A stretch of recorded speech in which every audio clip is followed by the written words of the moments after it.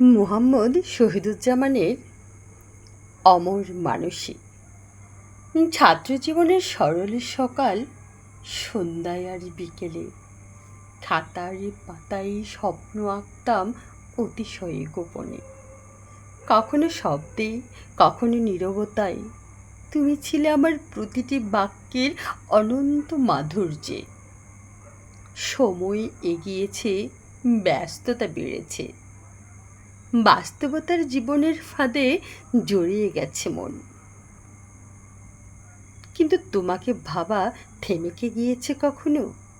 বরং আরো গভীরে গেঁথে গেছে হৃদয়ের নিঃশ্বাসে। বুকের বাঁ পাশে, যেখানে হৃদয় নামক যন্ত্রটার বাস, তুমি আছো মধ্যখানে, সুরের মতো আলো ছড়ানো, ভোরের মতো নয় আশপাশ। দিনের শেষে ক্লান্ত চোখ মুদলেও স্বপ্নের প্রথম দৃশ্যপটে তুমি ছড়াও ঢেউ। ভালোবাসতাম তোমায়, তোমার নাম ছিল আমার প্রতিটি লেখার শুরুতে। ভালোবাসি এখনো।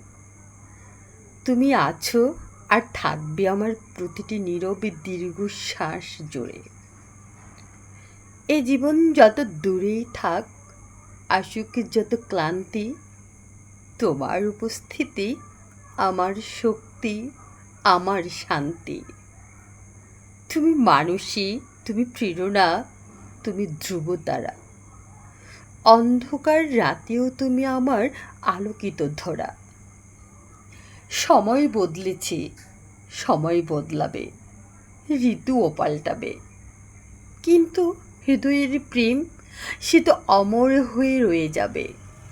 ভালোবাসতাম, ভালোবাসি আর ভালোবাসবো, যতদিন বুকের স্পন্দন নিয়ে এ ধরাই বেঁচে থাকবো।